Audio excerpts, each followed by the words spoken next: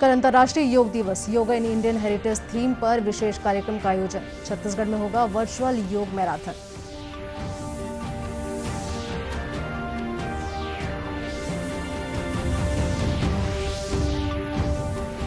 कल से देश के 18 वर्ष से ऊपर के सभी नागरिकों को केंद्र सरकार निःशुल्क कोरोना वैक्सीन उपलब्ध कराएगी।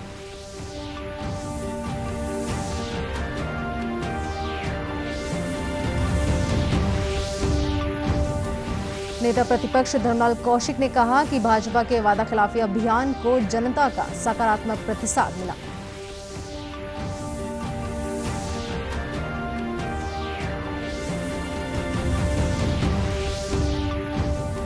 और मुख्यमंत्री ने कोंडागांव और दंतेवाड़ा जिले को 437 करोड़ रुपए से अधिक के 785 विकास कार्यों की सौगात दी।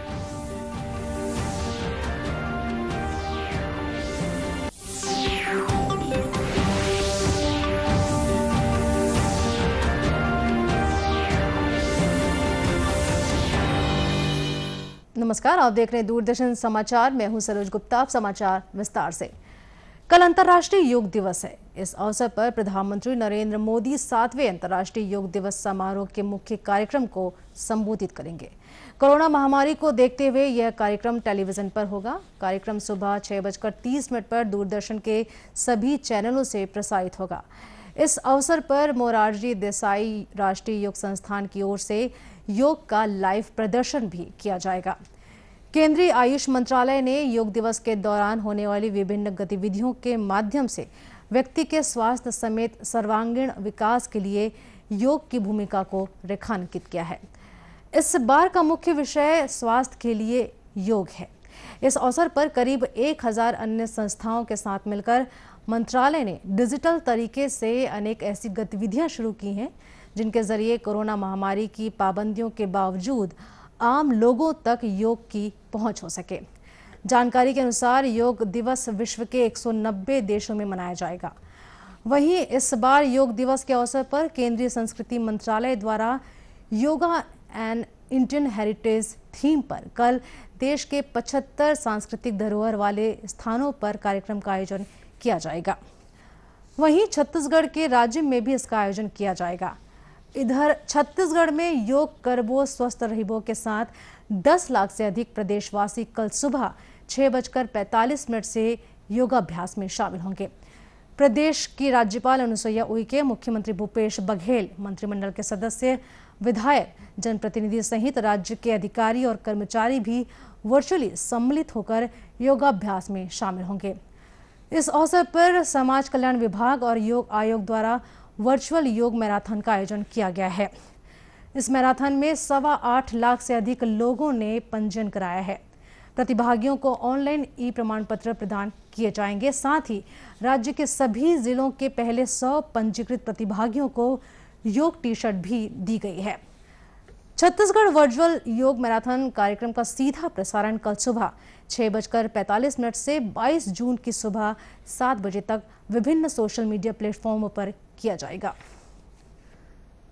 केंद्र सरकार कल 21 जून से राज्यों और केंद्र शासित प्रदेशों को कुल कोरोना वैक्सीन की 75% डोज निःशुल्क मुहैया कराएगी। ये वैक्सीन 18 वर्ष और इससे अधिक आयु के सभी लोगों के लिए उपलब्ध होगी। इस कदम का मुख्य उद्देश्य देश में कोविड टीकाकरण अभियान को मजबूती देना और आगे बढ़ाना है। गौरतलब है कि प्रधानमंत्री नरेंद्र मोदी ने 7 जून को राष्ट्र के नाम अपने संबोधन में इसकी घोषणा की थी। 21 जून को ही अंतर्राष्ट्रीय योग दिवस भी है। 21 जून सोमवार से देश के हर राज्य में 18 वर्ष से ऊपर की उम्र के सभी नागरिकों के लिए भारत सरकार राज्यों को मुफ्त वैक्सीन मुहैया कराएगी। वैक्सीन निर्माताओं से कुल वैक्सीन उत्पादन का 75% हिस्सा भारत सरकार खुद ही खरीदकर राज्य सरकारों को मुफ्त देगी। यानी देश की किसी भी राज्य सरकार को वैक्सीन पर कुछ भी खर्च नहीं करना होगा। केंद्र सरकार की इस नीति के शुरू होने के बाद राज्यों और केंद्र शासित प्रदेशों को वैक्सीन की खरीद नहीं करनी पड़ेगी और केंद्र सरकार ही इसका सारा खर्च उठाएगी। केंद्र सरकार वैक्सीन की खरीद पर 5% वस्तु और सेवा कर का भी भुगतान करेगी ताकि सरकार की ओर से किया जा रहा टीकाकरण सभी पात्र लोगों के लिए पूरी तरह से निःशुल्क हो सके। इस बीच देश में अब तक 27 करोड़ 66 लाख से अधिक लोगों को कोरोना महामारी से बचने के लिए टीके लगाए जा चुके हैं। केंद्रीय स्वास्थ्य मंत्रालय ने बताया है कि 18 से 44 वर्ष की आयु समूह के 5.5 करोड़ से अधिक लोगों को कोविड टीके लगाए जा चुके हैं। इनमें से 21 लाख से अधिक लोगों को कल वैक्सीन की पहली डोज दी गई, वहीं करीब 1 लाख लोगों को टीके की दूसरी डोज दी गई है। मंत्रालय ने बताया है कि अब तक करीब 22 करोड़ 55 लाख लोगों को वैक्सीन की पहली डोज और 5 करोड़ 10 लाख लोगों को वैक्सीन की दोनों डोज दी जा चुकी है।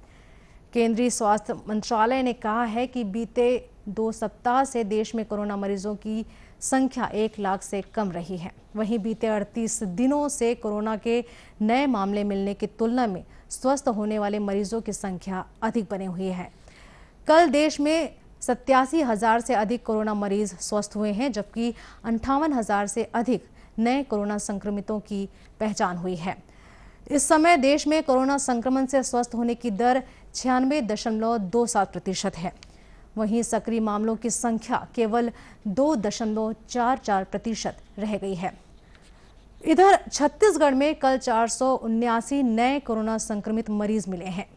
प्रदेश में अब तक 9,90,000 से अधिक कोरोना संक्रमितों की पहचान की जा चुकी है। वहीं 9,67,000 से अधिक कोरोना मरीज स्वस्थ हो चुके हैं। वहीं वर्तमान में 9,000 से 500 से अधिक कोरोना मरीजों का विभिन्न अस्पतालों और होम आइसोलेशन में इलाज चल रहा है। प्रदेश में कल 9 लोगों की कोरोना संक्रमण से मौत भी हुई है। भारतीय जनता पार्टी की प्रदेश कार्यकारिणी की आज राजधानी रायपुर में बैठक आयोजित की गई।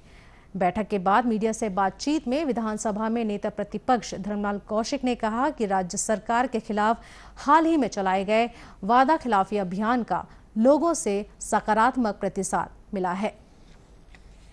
मुख्य रूप से उद्घाटन सत्र और उद्घाटन सत्र में जो देश में और प्रदेश में जो हालात हैं उन परिस्थितियों में पार्टी को निकल करके काम करना और जिस प्रकार से पार्टी के द्वारा अभी जो कार्य योजना लेकर के गई थी, निश्चित रूप से उसमें लोगों का जो रिस्पांस मिला है पार्टी को बहुत अच्छा मिला है और आने वाले समय में मजबूत स्थिति में होकर के पार्टी को निकल करके सामने आना। श्री कौशिक ने कहा कि कार्यकारिणी की कोर ग्रुप की बैठक में बीते 12 जून से 17 जून तक चले अभियान की समीक्षा की गई है। साथ ही इस अभियान से पार्टी कार्यकर्ता और जनमानस पर पड़े प्रभाव की व्यापक स्तर पर समीक्षा कर कार्य योजना तैयार की जाएगी। कोर ग्रुप की जो बैठक हुई, कोर ग्रुप की बैठक में मुख्य रूप से जो विषय कि 12 से लेकर के 17 तारीख तक का कार्यक्रम, उस कार्यक्रम का कितना प्रभाव पार्टी कार्यकर्ताओं के ऊपर में, कितना प्रभाव आम लोगों के ऊपर में, और आम लोग पार्टी के बारे में जो इनका जो सोच है, जो विचार है, उसको आगे लेकर के कार्य योजना बनाने की आवश्यकता है। बैठक में राष्ट्रीय संगठन द्वारा तय किए गए कार्यक्रमों की जानकारी भी दी गई। बैठक में प्रदेश अध्यक्ष विष्णुदेव साय, सरोज पांडे, रामविचार नेताम, अजय चंद्राकर सहित पदाधिकारी और कार्यकर्ता उपस्थित थे। मुख्यमंत्री भूपेश बघेल ने कहा है कि राज्य सरकार आम लोगों तक स्वास्थ्य और चिकित्सा सुविधाओं की आसान पहुंच सुनिश्चित करने के लिए हर संभव प्रयास कर रही है। मुख्यमंत्री ने कहा कि प्रदेश के सभी अस्पतालों को सर्व सुविधा संपन्न बनाने के लिए कलेक्टरों को कार्य योजना बनाने के निर्देश दिए गए हैं। कोई दूसरा विषय नहीं है। कोरोना ने हमारे तन और मन दोनों को बुरी तरह से प्रभावित किया है। कोरोना की दूसरी लहर लगभग शांत हो चुकी है। तीसरी लहर को आने से हर हाल में रोकना है। छत्तीसगढ़ के लोगों ने बहुत हौसले के साथ कोरोना का मुकाबला किया। शासन ने भी तेजी से हर जरूरी इंतजाम किए। बिस्तरों, दवाइयों, उपकरणों, ऑक्सीजन आदि की कोई कमी नहीं होने दी। दूसरी लहर के समय हमने संकल्प लिया था कि गांव में स्वास्थ्य व्यवस्था को और मजबूत करना है। विकास खंड से लेकर जिला मुख्यालय तक हर सरकारी अस्पताल को सर्व सुविधा युक्त बनाना है। हर अस्पताल में operation room, labour room, laboratory, ICU, ventilator, blood bank और निःशुल्क दवा उपलब्ध होनी चाहिए। मैंने सभी कलेक्टरों से इसके लिए एक्शन प्लान तैयार करने का कहा है। मुख्यमंत्री ने कहा कि सभी अस्पतालों में 24 घंटे इलाज की सुविधा उपलब्ध कराई जाएगी। साथ ही कोरोना के इलाज के लिए व्यवस्था को और बेहतर किया जाएगा। मुख्यमंत्री भूपेश बघेल ने आज वीडियो कॉन्फ्रेंसिंग के माध्यम से कोंडागांव और दंतेवाड़ा जिले को 437 करोड़ रुपए से अधिक के 785 विकास कार्यों की सौगात दी। मुख्यमंत्री ने कोंडागांव जिले में करीब 197 करोड़ रुपए के 128 विकास कार्यों का वर्चुअल भूमि पूजन और लोकार्पण किया। इनमें 152 करोड़ रुपए के 108 कार्यों का भूमि पूजन और 44 करोड़ रुपए से अधिक के 20 कार्यों का लोकार्पण शामिल है। इसी प्रकार दंतेवाड़ा जिले में 340 करोड़ रुपए से अधिक की लागत से 657 कार्यों का लोकार्पण और भूमि पूजन किया।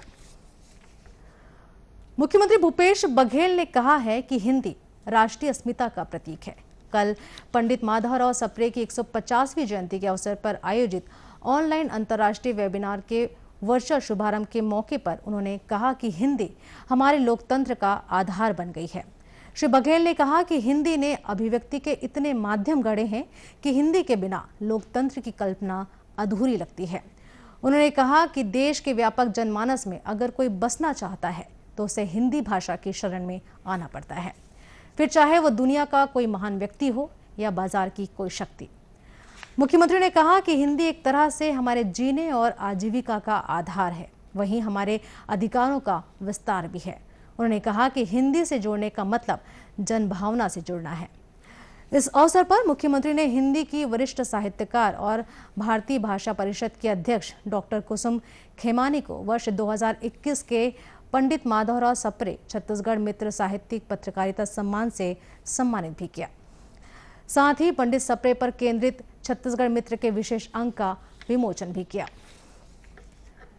केंद्र सरकार ने वाहनों से प्रदूषण को कम करने के लिए अब देश भर में सामान्य प्रदूषण प्रमाण पत्र जारी करने का फैसला लिया है। इसके लिए अधिसूचना जारी कर दी है। पेश है इस बारे में एक रिपोर्ट। अब बिना वाहन प्रदूषण सर्टिफिकेट के गाड़ी चलाना आपको मुश्किल में डाल सकता है। सड़क परिवहन और राजमार्ग मंत्रालय ने केंद्रीय मोटर वाहन नियम 1989 के तहत प्रदूषण नियंत्रण प्रमाण पत्र को लेकर नई अधिसूचना जारी की है। इस नियम के तहत अब QR कोड PUC फॉर्म पर प्रिंट होगा और इसमें वाहन मालिक और उत्सर्जन की स्थिति की जानकारी होगी। इस नियम का मकसद देश भर में एक समान प्रदूषण नियंत्रण प्रमाण पत्र प्रारूप की शुरुआत करना और इसके डेटाबेस को नेशनल रजिस्टर से जोड़ना है, ताकि वाहन प्रदूषण पर नियंत्रण लगाया जा सके। इस नियम के तहत पहली बार वाहनों के लिए रिजेक्शन स्लिप का भी प्रावधान रखा गया है। यानी अगर कोई वाहन तय मानकों से ज्यादा प्रदूषण फैलाता है तो उसे रिजेक्शन स्लिप भी दिया जाएगा। इसके साथ ही अब PUC में पहली बार वाहन मालिक का नाम, पता, गाड़ी का नंबर, चेसिस नंबर के अलावा मोबाइल नंबर भी दर्ज किया जाएगा। लेकिन इस पर मोबाइल नंबर जो दर्ज किया जाएगा उसके सिर्फ अंतिम के 4 नंबर ही विजिबल होंगे। इस मोबाइल नंबर पर वाहन मालिक को संबंधित विभाग द्वारा उसके गाड़ी के प्रदूषण के ऊपर के क्या स्थिति है उसको लेकर के SMS के द्वारा अलर्ट भेजा जा सकेगा। अगर मोटर वाहन उत्सर्जन मानकों के प्रावधानों का अनुपालन नहीं कर रहा है तो संबंधित अधिकारी ड्राइवर या वाहन के मालिक को वाहन को अधिकृत PUC परीक्षण स्टेशनों में से किसी एक में परीक्षण करने के लिए भेज सकते हैं। यदि वाहन मालिक इसके लिए वाहन पेश करने में नाकाम रहता है तो वाहन का मालिक पेनाल्टी के भुगतान के लिए भी उत्तरदायी होगा। अगर वाहन मालिक इसके बाद भी इस नियम का पालन करने में विफल रहता है तो पंजीकरण प्राधिकारी लिखित रूप में दर्ज किए जाने वाले कारणों के लिए वाहन के पंजीकरण के प्रमाण पत्र और किसी भी परमिट को तब तक निलंबित कर देगा जब तक कि PUC प्रमाण पत्र नहीं मिल जाता। यानी अब देश भर में चलने वाले वाहनों के प्रदूषण पर पैनी नजर रखी जाएगी। दूरदर्शन केंद्र रायपुर से प्रसारित होने वाले प्रादेशिक समाचार को आप YouTube पर भी देख सकते हैं। हमारे YouTube channel Chhattisgarh DD news पर प्रादेशिक समाचार उपलब्ध रहेगा। YouTube चैनल का लिंक और QR कोड आप स्क्रीन पर देख सकते हैं। अपने एंड्रॉइड फोन से QR कोड स्कैन कर आप छत्तीसगढ़ DD न्यूज लिंक पर जा सकते हैं। इसके अलावा छत्तीसगढ़ DD न्यूज फेसबुक और ट्विटर पर भी उपलब्ध है। दर्शकों, कोरोना से बचाव के लिए मास्क, सैनिटाइजर के साथ ही सोशल डिस्टेंसिंग का भी पालन करें। कोरोना को हराना है, मास्क जरूर लगाना है। इसी के साथ यह समाचार बुलेटिन यही समाप्त हुआ। नमस्कार।